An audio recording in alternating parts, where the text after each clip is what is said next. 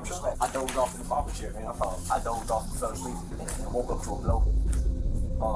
And when I woke up, the hand was coming back to my head. I said, I didn't grow up hating police. That's the part people get wrong right away. I actually believed in them.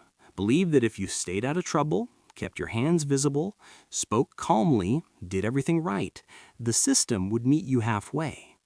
That belief lasted right up until the day I was bleeding, confused, and sitting under fluorescent hospital lights, watching two officers look at me like I was the problem that needed explaining. My name doesn't matter here. Call me Aaron. I was raised in a neighborhood where you learn early how to read rooms, how to stay small when necessary, how to survive being misunderstood. I worked hard to climb out of that box, built the public voice, spoke openly about street myths, snitch culture, fake toughness, the lies we tell ourselves. People laughed, people argued, people watched. I thought words were safer than silence. That afternoon, all I wanted was a haircut. No speeches, no live stream drama, just a chair, a cape, and the low hum of clippers. I fell asleep halfway through, that light floating sleep where you're not gone, but you're not guarding yourself either. Then everything snapped. A blow to the head so sudden it erased thought, erased sound, erased peace. I woke up staring at metal, at a gun pulled back just enough to remind me how fragile life really is. In that moment, my world cracked, and what followed taught me more about policing, race, and power than any book ever could. The man who hit me didn't yell. He didn't explain himself. He didn't need to. Violence like that isn't about communication. It's about dominance. I jumped up, heart racing, grabbed whatever was close, and squared my shoulders like muscle memory kicked in before logic could. Another guy hovered near the door, younger, quieter, watching everything like this was choreography they'd rehearsed. When more people stepped into the room, when witnesses became unavoidable, the gun lowered, and just like that, they walked out, calm, controlled, like they'd done this before. I didn't feel brave. I felt hunted. That's the part movies skip. After the danger passes, fear doesn't leave, it multiplies. I ran to my car, not to chase, but to make sure I wasn't defenseless if they came back. When the passenger door of their truck cracked open and a gun flashed again, my body folded behind a car before my brain could argue. Survival isn't heroic, it's automatic. When police finally arrived, the adrenaline had drained, leaving confusion, pain, and this quiet hope that at least now someone official would take control.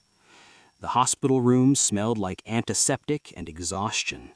Two officers stepped in, polite on the surface, neutral voices, body cameras blinking red.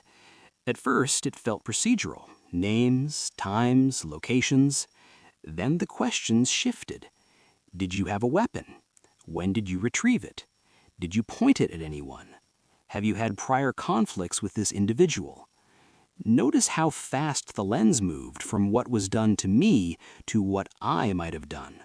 That's not random. That's training layered over bias, layered over history. Here's what most people don't understand about why police racial bias happens.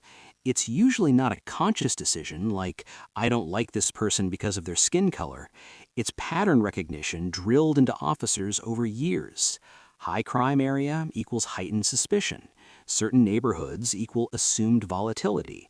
Certain accents, body language, online reputations, clothing styles, they all get logged subconsciously as risk indicators.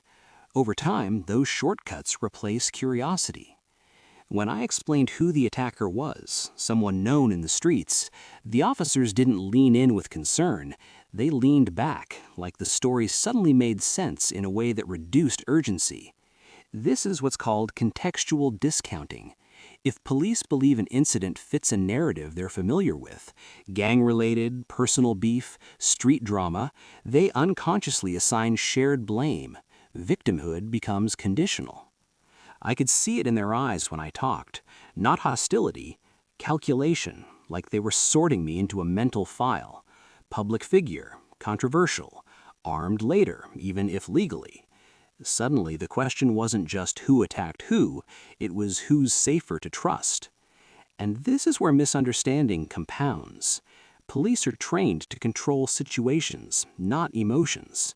When someone like me speaks passionately, uses humor to cope, shifts tone mid-sentence, it reads as instability through a law enforcement lens. That doesn't mean I was unstable, it means the system struggles with nuance. Calm, detached speech gets rewarded. Expressive, emotional speech gets flagged. I pressed charges anyway, not because I trusted the system fully, but because I understood it well enough to know silence helps no one. Witnesses backed my account, calls flooded dispatch, details aligned. Slowly, the posture changed. Follow-up calls, detectives asking for clarification, not suspicion. That shift wasn't justice awakening, it was evidence overwhelming bias. This is another hard truth. Police bias weakens when accountability increases. Cameras, witnesses, paper trails, public attention, these don't erase prejudice, but they limit its impact.